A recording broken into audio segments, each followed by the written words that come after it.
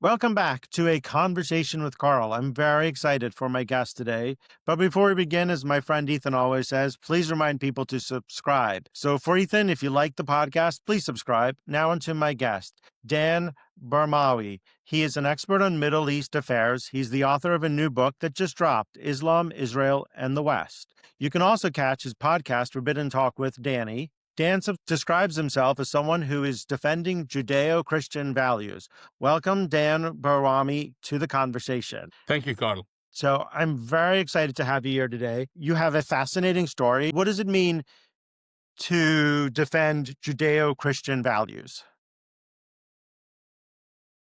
Well, I believe that Judeo-Christian values built the West. And if you look at the West today, it is the highest achievement of humans ever. This civilization, the Western civilization, is where you have an intrinsic value that is not decided by the state or by any power except God himself, the transcendent truth. And that affects everything: justice system, freedom of speech, freedom of conscience, freedom of religion, freedom of thought. So when I say I want to defend the Judeo-Christian's values, that's what I mean. Of course, these values have been secularized during different eras, the Enlightenment. It's like there are many different reasons why they have been secularized, or they describe them as common consensus. Like, okay, we agree on them, but that's not really true. We don't agree on them. The Western powers imposed them on the rest of the world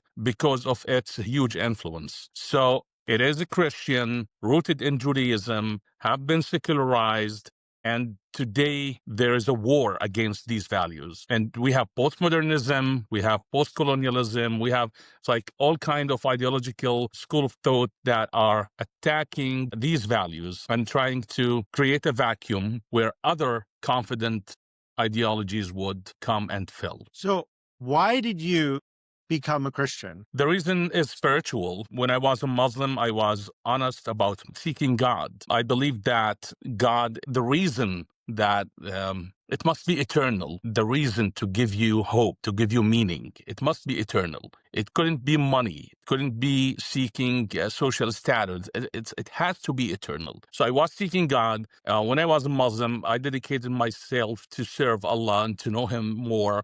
Islam was, after studying Islam, I realized that it couldn't be the answer. Christianity gave me a different meaning, and that meaning goes beyond what I was even imagining. The God revealed in the biblical text, his character, his attributes, everything about him made me realize I want to serve this God who saves me. So it was spiritual.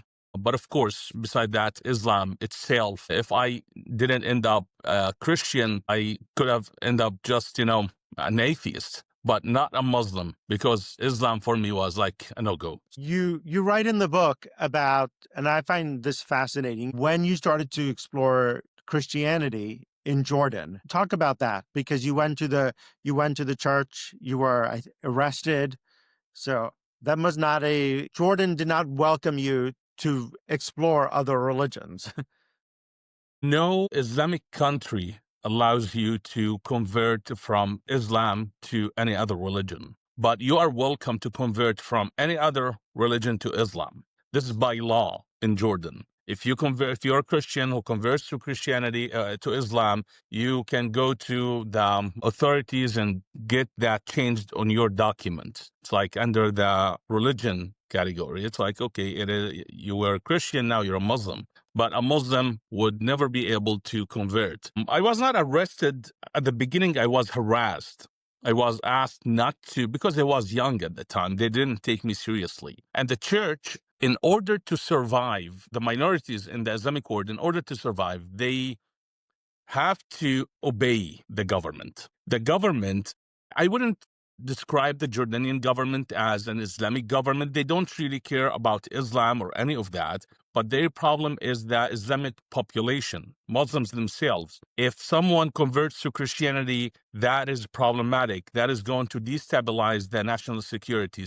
So they don't want it. They stop it because Some Muslims might go and kill that guy or destroy the church that welcomed them. So the church, when I was seeking Christianity, the church actually closed its doors in my face, and they didn't welcome me at all. So I had to leave Jordan. And then you go to Lebanon. In Lebanon, you find Christianity. In Lebanon, because Lebanon used to be a majority Christians, but of course it's not the case anymore. However, there are still a region that is a Christian where you are free to convert, you're free to practice Christianity, even if you are from a Muslim background. So when I went to Lebanon, some friends online guided me to go to a certain church, and then after that, I ended up at a different seminary, studied theological studies for many years. I lived in Lebanon for 15 years. So, yeah. How did your family react to you converting? My father was open-minded. He was discussing everything with me.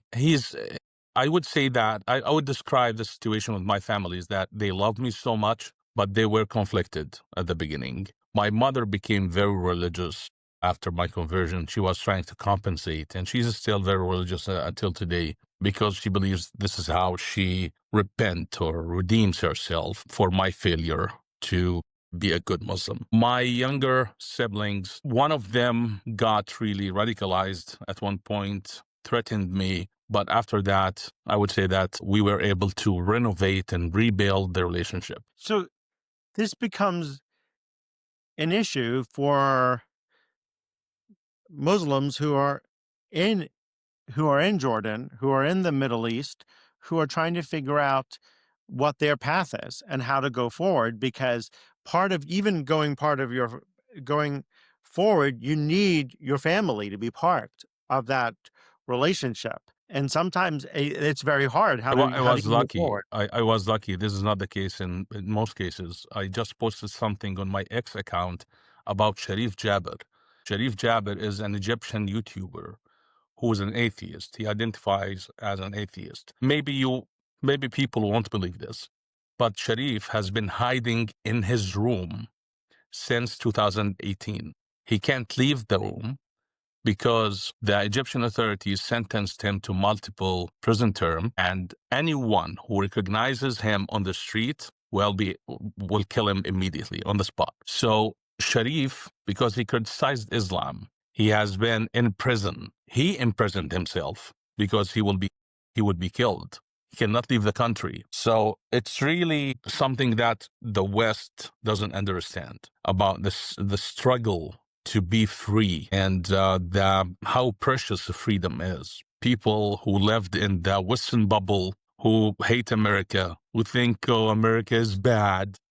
I wish if the government would buy them tickets, send them for a few months to any country in the Islamic world, and just let them experience what does it mean to live without freedom. How do you convince the West what you're saying is your lived experience? Is it true experience? Because it's not my only experience. It's like we have thousands and thousands of foreign Muslims who are saying the same. It's not just an experience because of a dysfunctional family and educated family. It is because of the theology itself. Not only thousands of foreign Muslims or tens of thousands or hundreds of thousands, it's also 65,000 plus terrorist attacks connected to Islam in the past 25 years. It is the state of the Islamic nations. Look at these nations, how the minorities are living there. Christians, Druze. Of course, there are no Jews anymore because all of them were forced out back after 1948. Oh, the evidence or the evidences are bigger than me, bigger than my experience, than my story. It's everywhere. And the West has started to suffer the consequences. Just take a look at what's happening in the UK and Belgium and Sweden and Germany. So what's happening there? Yeah, it's like Christmas markets. Now in Germany, for example, they have to bring 400 police officers in order to secure the Christmas market, which is supposed to be something joyful and a tradition that was born out of the faith, Now it is, if you want to go to celebrate the Christmas market, you have to go through airport security like process. So why is that happening? And with the process of time, people will lose interest. They will not go to such spring, fall, Christmas markets because of security situation. And then you start losing these traditions. And this is just an indicator of other things happening. Because you say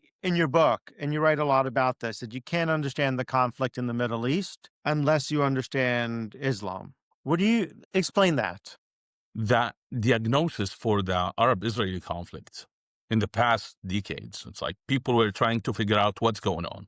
Is it territorial dispute? Is it Greater Israel, the Zionist project? What is it exactly? Oppressed Palestinians or the terrorist Palestinians? People don't seem to understand what's going on, and they keep coming up with all kind of things. And of course, after October 7, and because of the build-up of anti-Israel, the same old anti-Semitism that was revived after October 7 under the label of anti-Zionism, people in the West seem to have settled for, okay, it's a territorial dispute. So that's how it. However, this understanding doesn't explain any of Camp David to Oslo, before the time between 1948 and 1967, where Israel had no presence in the West Bank or Gaza.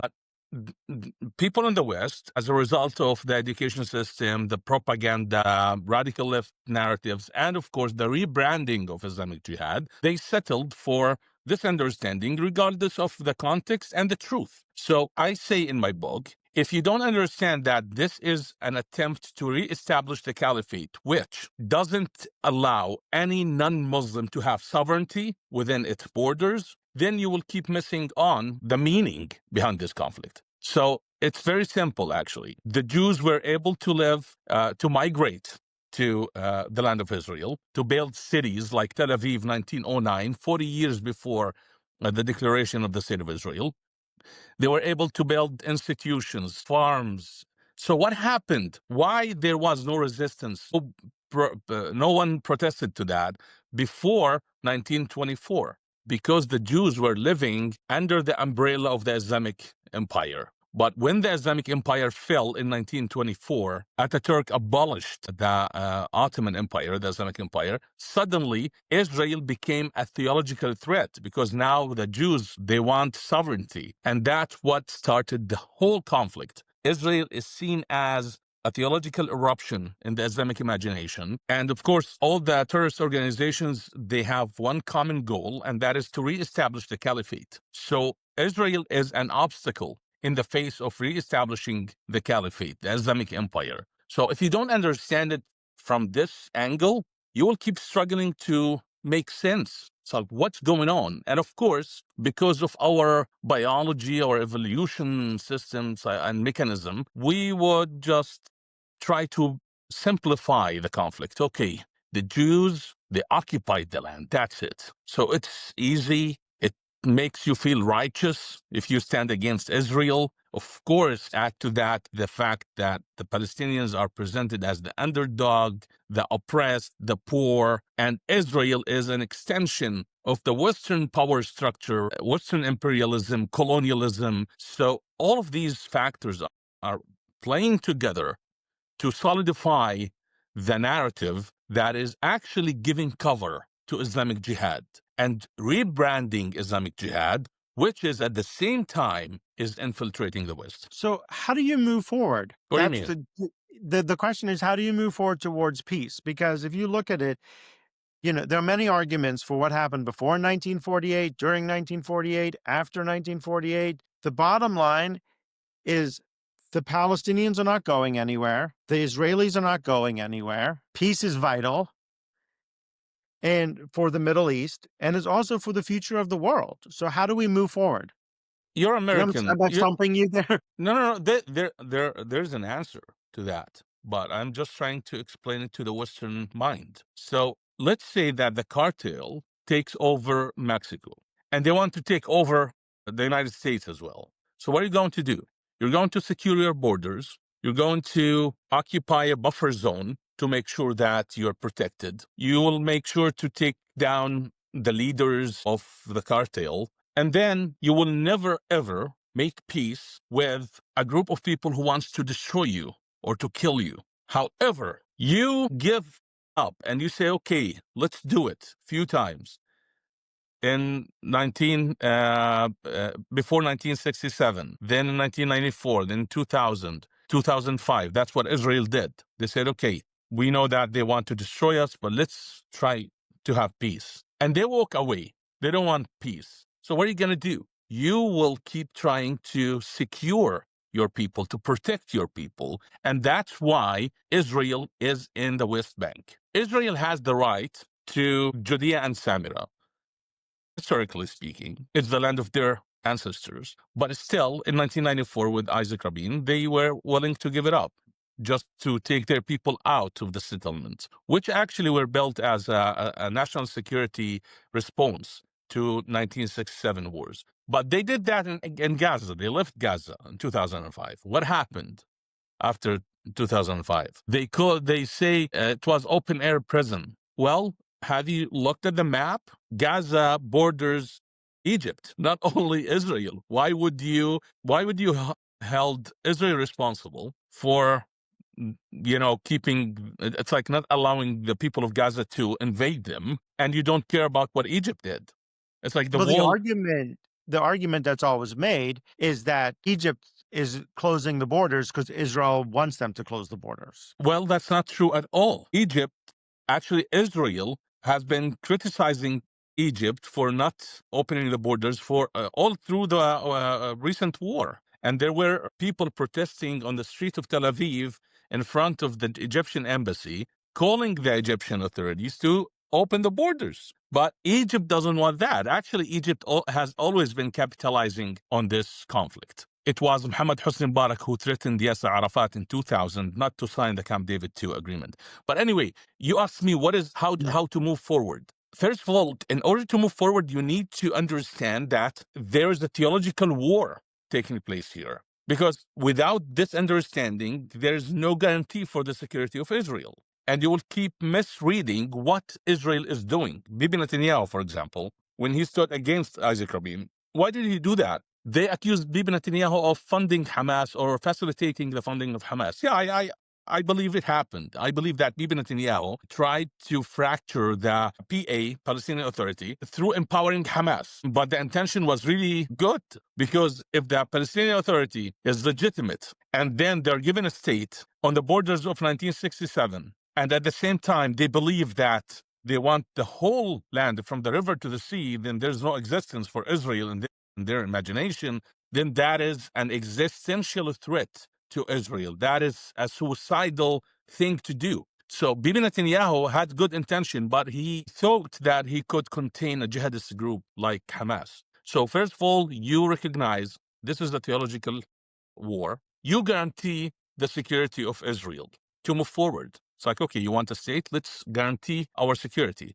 How do you do that? How do you guarantee the security of Israel? You get the Arab countries to recognize Israel's right to exist, to build relationships with Israel, to normalize the relationship with Israel. I mean, that was happening before with Saudi Arabia, right? That Before exactly. 2023. Saudi Arabia was on its way to reach a peace treaty with Israel when Iran unleashed the hound dogs on October 7 of Hamas to sabotage the peace process or the peace talks.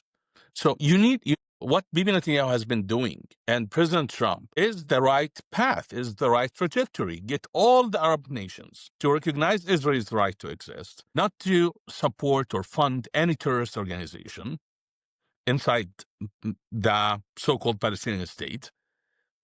Them responsible for any mistakes, real responsibility, not the Palestinian Authority paying pay for slave, paying the terrorist who attacks or stabs an Israeli citizen. No, you need a real peace partner in order to achieve peace. And I'm telling So you this as someone from Jordan, not from Israel. I'm not a Jew, never been to Israel. So I'm telling you this is my neutral analysis. here's my question. If they're going to rebuild using the Arab nations to rebuild Gaza, they have to send people in to rebuild. Hamas attacks, what happened to the Arab nations that are rebuilding? What is the Arab nations who are there, if there's Jordan, Saudi Arabia, if they're there helping to rebuild, what happens to them? Hamas now wants the Arab nations to come and rebuild, but not to send forces to disarm Hamas. So I said this, and I'll say it again. The Arab countries will not send forces to disarm Hamas,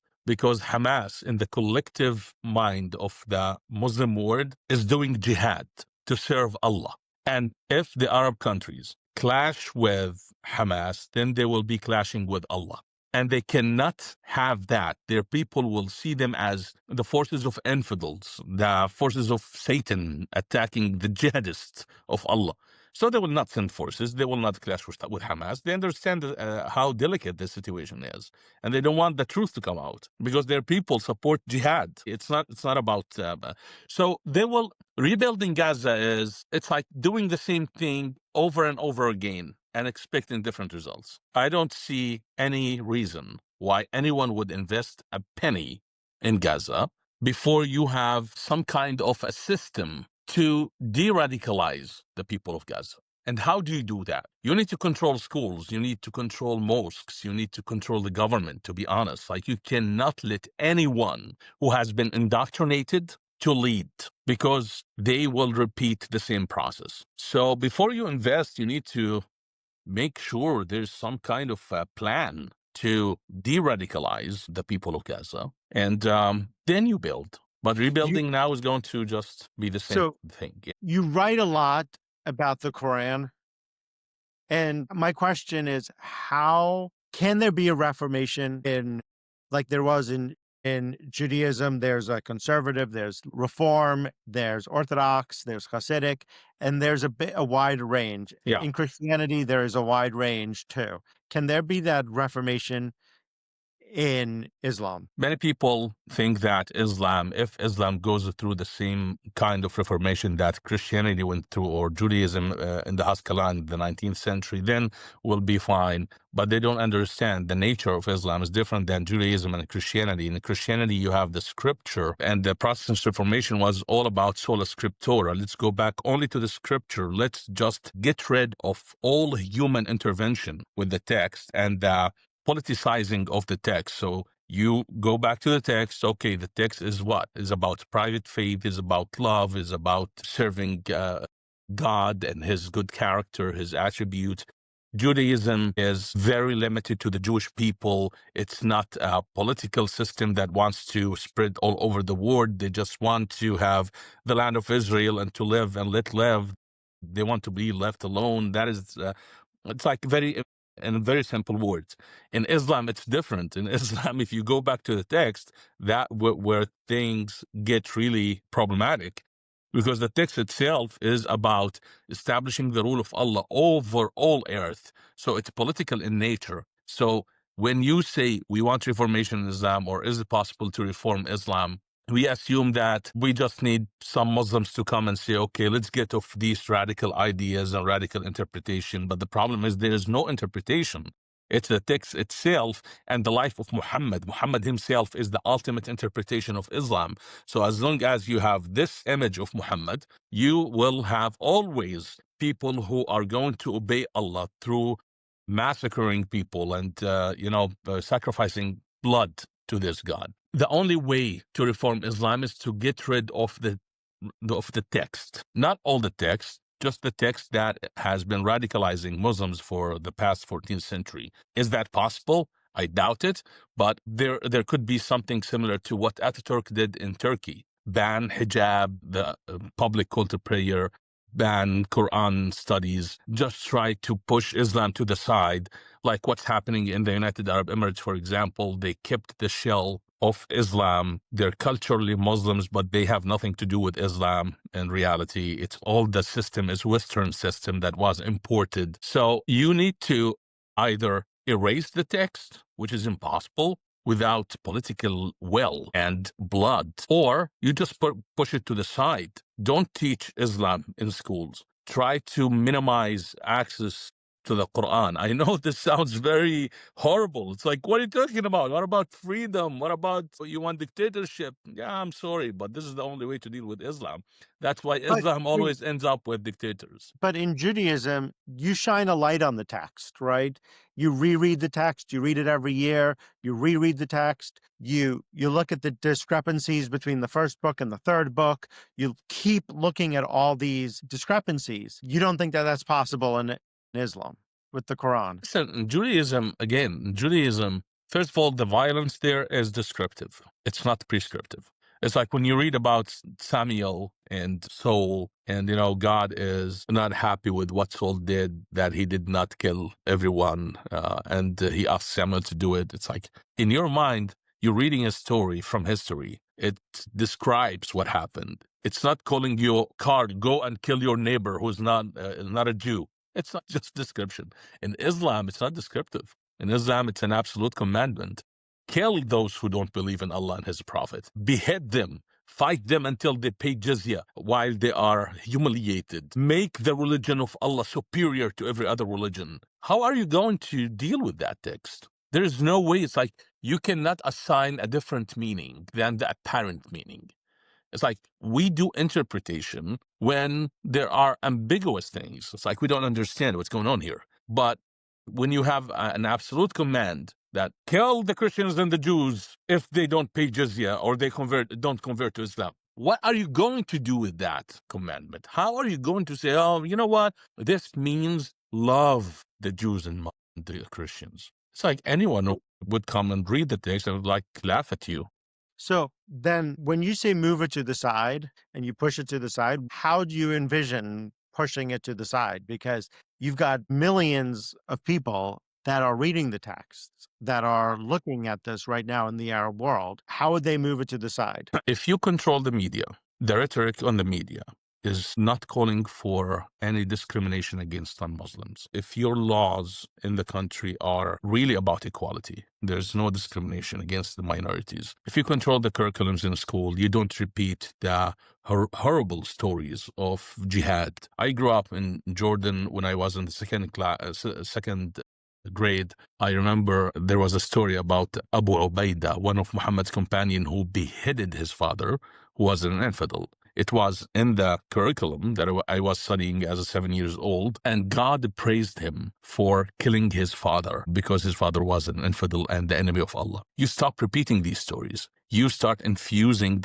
the curriculum with whatever good thing you might find. Just focus on that and forget everything that's radical, violent, discriminatory. It's like this is, and overhaul the mosques. Like you train the imams who deliver sermons on a weekly basis to have this mentality as well. It's like, you know what? We want to focus on raising a generation that looks at Islam as a peaceful religion, not to claim that Islam is the religion of peace, while in reality, it's the religion of war and blood, but to believe that Islam is the religion of peace. So how do you do that? Again, through the official channels.